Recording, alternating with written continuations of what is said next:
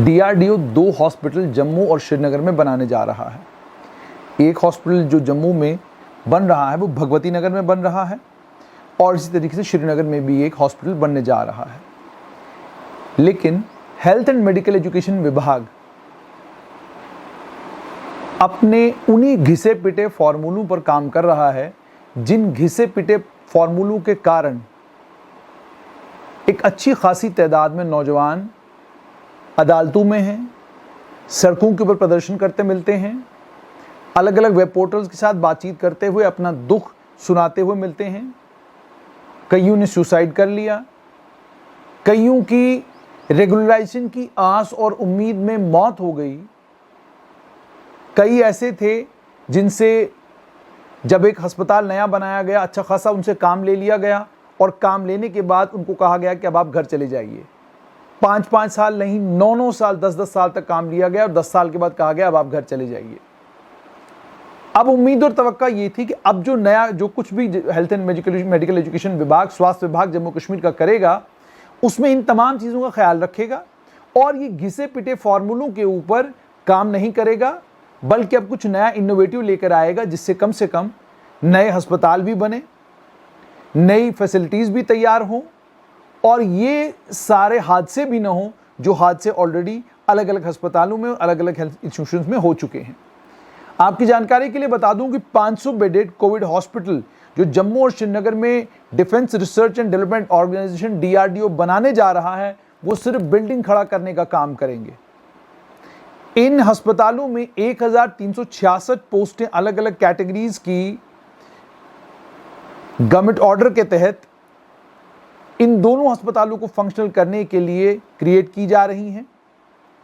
Salary और maintenance इन अस्पतालों का जो है वो मुकम्मल तौर पर यूनियन टेरिटरी के बजट के ऊपर रहेगा। यूनियन टेरिटरी का बजट उसमें इस्तेमाल किया जाएगा, यानी 1366 नई पोस्टें क्रिएट की जा रही हैं।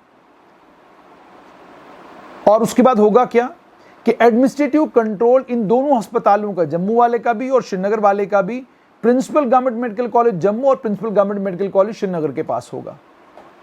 यानी जिन principal government medical college Jammu के पास already government medical college, Ayurvedic college, paramedical college, nursing college के चार्जेस हैं, उन्हें एक और चार्ज दिया जा रहा है। डीआरडीओ जो हॉस्पिटल बना रहे हैं उसका चार्ज भी उन्हीं के पास रहेगा। यानी जिन प्रिंसिपल गवर्नमेंट मेडिकल कॉलेज की मौजूदगी में खुद स्वास्थ्य विभाग के फाइनेंशियल कमिश्नर को चिट्ठी निकाल कर ये कहना पड़ा कि सीनियर डॉक्टर्स जो कंसर्न डिपार्टमेंट के हैं वो जाकर राउंड्स करें, उन्हें डीआरडीओ जो अस्पताल तैयार करने जा रहा है उसकी जिम्मेदारी भी उन्हीं को दी गई है। उसके बाद ये जो 1366 पोस्टें हैं इस ऑर्डर के तहत जो मेरे पास है ये 3 साल के लिए क्रिएट की जा रही हैं और इनिशियली इनको पहले साल में 1 साल के लिए फिलअप किया जाएगा। फिर यह कहा गया है कि मेडिकल सुपरिंटेंडेंट और deputy medical superintendent deployment basis पर हेल्थ विभाग से वहां भेजे जाएंगे।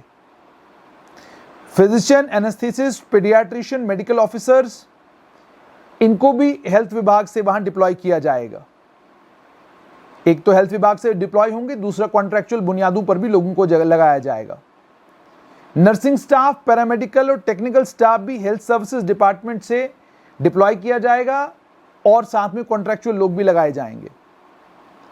और जो स्टाफ डिप्लॉय किया जाएगा उनको तनख्वाहें वही मिलेंगी जो उनको पेरेंट डिपार्टमेंट दे रहा है। उसके अलावा जो गवर्नमेंट ने इंसेंटिव्स कोविड रिलेटेड एक्टिविटीज के लिए अनाउंस किए वो भी उनको दिए जाएंगे।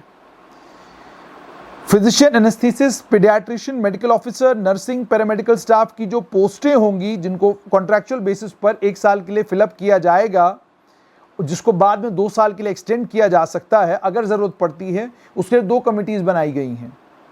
एक कमिटी में principal government medical college Jammu chairperson होंगी, मिशन डायरेक्टर एनएचएम उनके साथ रहेंगे, डायरेक्टर हेल्थ सर्विसेज जम्मू उनके साथ रहेंगे, एडमिनिस्ट्रेटर एसोसिएटेड हॉस्पिटल जम्मू उनके साथ रहेंगे और स्वास्थ्य और मेडिकल एजुकेशन विभाग का भी एक रिप्रेजेंटेटिव उनके साथ रहेगा जम्मू के कोविड हॉस्पिटल के लिए।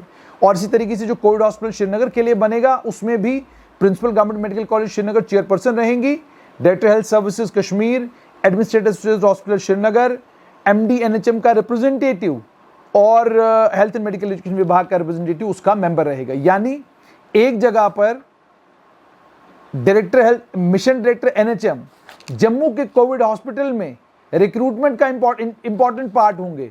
श्रीनगर में जबकि वो जूम पर अवेलेबल रह सकते हैं, लेकिन वहां पर उनकी जगह उनका कोई नुमाइंदा होगा। एलिजिबिलिटी कंडीशंस जो हैं, रेलेवेंट रिक्रूटमेंट रूल्स जो बताए गए हैं वही रहेंगे एलिजिबिलिटी कंडीशंस। उसके बाद गवर्नमेंट मेडिकल कॉलेज जम्मू और गवर्नमेंट मेडिकल कॉलेज श्रीनगर के जो प्रिंसिपल साहिबान हैं ये एप्लीकेशंस इनवाइट करेंगे, जो इनके मेंबर सेक्रेटरीज होंगे दोनों कमिटीज़ के, इन पोस्ट को फिलअप करने के लिए कॉन्ट्रैक्चुअल बेसिस पर। टाइम फ्रेम भी दोनों कमिटीज डिसाइड करेंगी। गजटेड लेवल पर जितनी भी कॉन्ट्रैक्चुअल एंगेजमेंट होगी वो वॉक इन इंटरव्यू के बेसिस पर होगी। Nursing staff, paramedical, technical staff जो है उसको ये 2 कमिटीज क्राइटेरिया तय करेंगी, जिस क्राइटेरिया की बेसिस पर उस स्टाफ को जो एंगेज किया जाएगा। Data entry operator, sanitary staff, nursing orderlies जो हैं जिनको कमिटी एंगेज करेगी, आउटसोर्सिंग पर की बेसिस पर होगा वो सारे का सारा।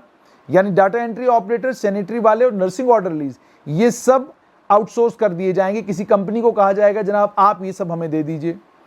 कॉन्ट्रैक्चुअल अपॉइंटीज को एक एफिडेविट देना होगा कि जब तक हम लोग यहाँ पर एंगेज रहेंगे और जब तक हम यहाँ नौकरी करेंगे, नौकरी करने के बाद हम कभी रेगुलर अपॉइंटमेंट जो है किसी भी आने वाले वक्त पर नहीं मांगेंगे।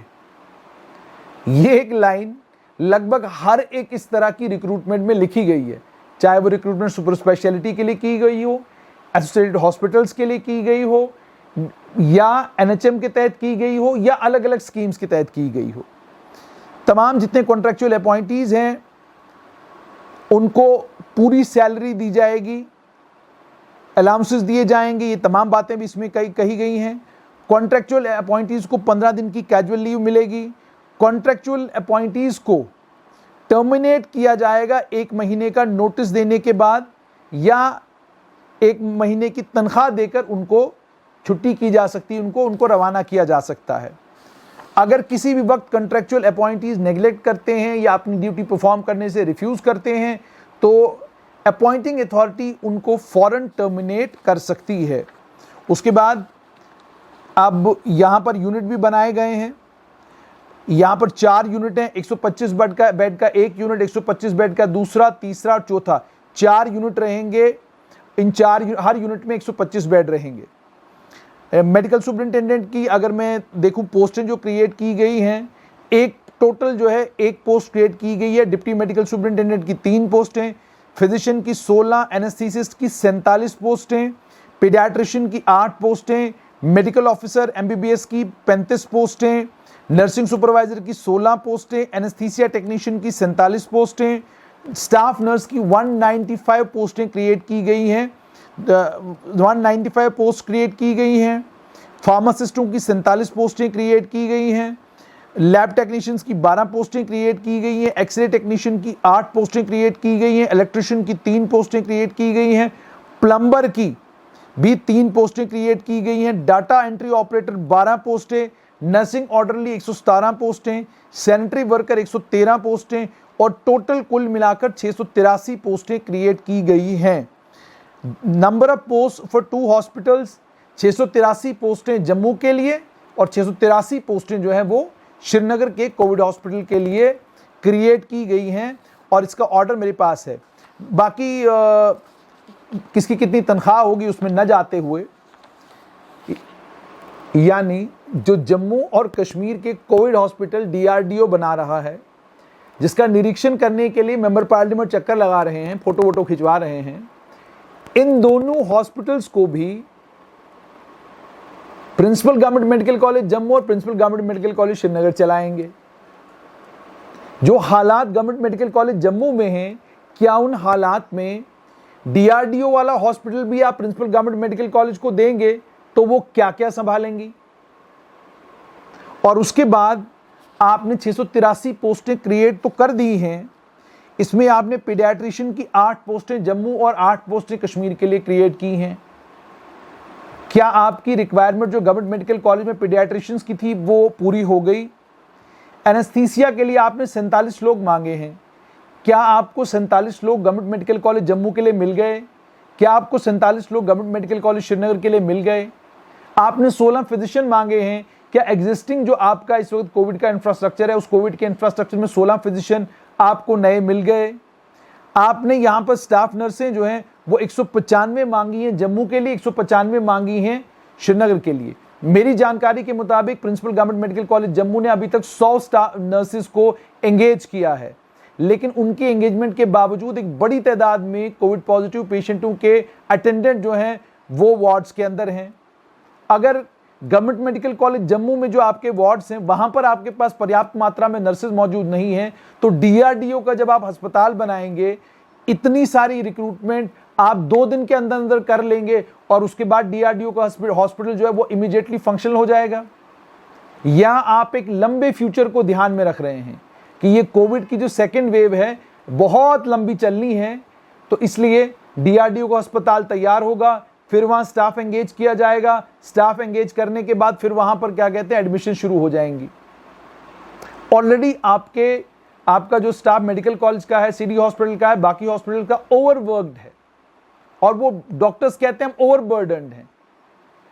तो आप डीआरडीओ के इस हॉस्पिटल को भी अगर जम्मू कश्मीर की ही सरकार ने चलाना है, इन्हीं डॉक्टर्स ने चलाना है जो ऑलरेडी अवेलेबल हैं, तो फिर ये डीआरडीओ के हॉस्पिटल दोनों जगह चलेंगे कैसे, ये देखने वाला होगा।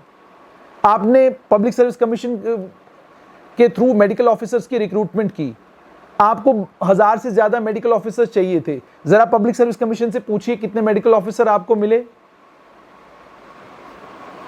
आप जब तक जम्मू कश्मीर में डॉक्टर्स के लिए, नर्सेज के लिए, मेडिकल स्टाफ के लिए, पैरामेडिकल के लिए, नर्सिंग के लिए ओपन अप नहीं करेंगे जम्मू कश्मीर को पूरे देश के लिए, आप यकीन मानिए आप जितनी मर्जी उतनी कोशिश कर लें, पर्याप्त मात्रा में डॉक्टर, नर्सेज, पैरामेडिक्स, नर्सिंग ऑर्डरलीज आपको मिलना मुश्किल ही नहीं, नामुमकिन है।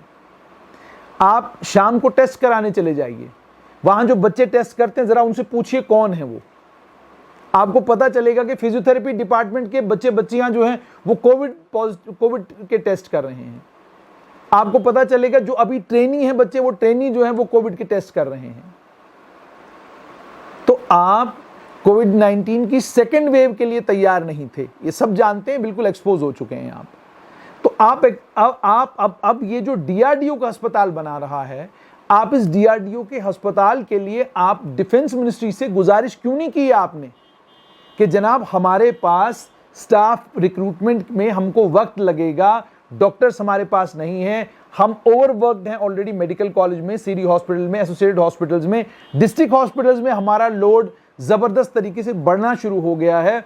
अब ये जब डिस्ट्रिक्ट हॉस्पिटल्स में लोड हमारा 2 गुना, 3 गुना, 4 गुना हो जाएगा, तो हम वहां क्या करेंगे? हमने तो मेडिकल कॉलेजों में जो अलग अलग मेडिकल कॉलेज बनाए हैं, उन मेडिकल कॉलेजों में जो प्रिंसिपल हमने लगाए हैं, उनके पास अभी भी गवर्नमेंट मेडिकल कॉलेज जम्मू का चार्ज है अलग अपने अपने डिपार्टमेंट का। यानी आपके पास पर्याप्त मात्रा में डॉक्टर्स नहीं है, आपके पास पर्याप्त मात्रा में पैरामेडिकल स्टाफ, नर्सिंग स्टाफ नहीं है। तो आप डीआरडीओ के इन हॉस्पिटल्स को ऑपरेशनल करना चाहते हैं। दिक्कत यहां सिस्टम में यही है, ऐलान हो गया, लोगों का दिल खुश करने के लिए फौरन हम कह देते हैं जी डीआरडीओ अस्पताल बना रहा है, बिना ये दिमाग में सोचे, बिना ये प्लान करे कि जनाब अस्पताल जिस दिन ऑपरेशनल होगा उससे पहले हमारा स्टाफ रेडी होगा कि जो ही अस्पताल ऑपरेशनल हो गया, डॉक्टर्स आ गए, पैरामेडिक्स आ गए, एनओ आ गए, मशीनें आ गई, सब कुछ आ गया। वेंटिलेटर्स कहां हैं जो वहां आप लगाएंगे? बाईपैप मशीनें आपके मेडिकल कॉलेज के डॉक्टर्स कहते हैं जी हमारे पास यहां कम पड़ रही हैं, वो बाईपैप मशीन्स वहां कहां से आएंगी?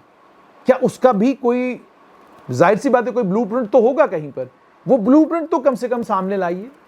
और अगर डीआरडीओ ये कर रहा है तो डीआरडीओ से ही आप गुजारिश करिए कि जनाब जहां आप ये पूरा हॉस्पिटल तैयार करने जा रहे हैं, वहीं पर आप ये भी करें कि हमको स्टाफ दे दें, वहीं पर आप ये करें कि आप अपने लोगों को वहां पर डिप्लॉय करें, ताकि हम मेडिकल कॉलेज में, डिस्ट्रिक्ट हॉस्पिटल्स में और अलग अलग मेडिकल कॉलेजेस में जो लड़ाई हम कोविड के खिलाफ लड़ रहे हैं वो हम वहां लड़ते रहें।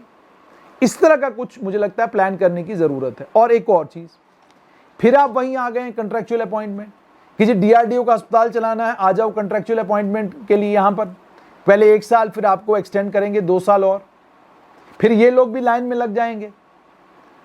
डॉक्टर्स तो चलिए एडजस्ट हो जाते हैं दाएं बाएं कहीं ना कहीं जाकर, लेकिन जो बाकी पैरामेडिकल स्टाफ है, नर्सिंग स्टाफ है, बाकी तमाम लोग हैं, वो आ जाएंगे सड़क के ऊपर।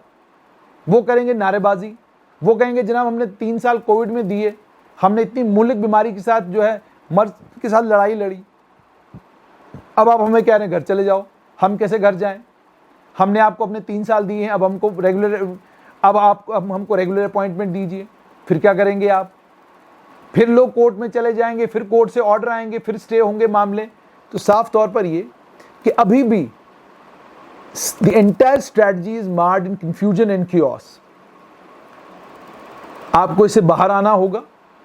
जम्मू कश्मीर में मेडिकल इंफ्रास्ट्रक्चर को ओपन अप करना होगा पूरे देश के लिए। जहां से पॉसिबिलिटी हो सके वहां से आप स्टाफ लाएंगे और डीआरडीओ के हॉस्पिटल में उसको अवेलेबल करेंगे, ताकि डीआरडीओ का हॉस्पिटल फंक्शनल हो, और अगर हमें कोविड के लिए उसकी जरूरत पड़ती है तो हम उसको कोविड के लिए प्रॉपर्ली इस्तेमाल कर सकें। अब ये तो नहीं होगा कि आप डीआरडीओ का जो अस्पताल तैयार करेंगे तो भगवती नगर की तरफ हमको जो है गाड़ियां, एम्बुलेंसेस भागती नजर आएंगी कि जी मेडिकल कॉलेज के सारे पेशेंट जो है उनको डीआरडीओ के हॉस्पिटल में पहुंचा दो। क्योंकि जो इंफ्रास्ट्रक्चर आप वहां बनाने जा रहे हैं वो इंफ्रास्ट्रक्चर टेम्परेरी है, परमानेंट नहीं है।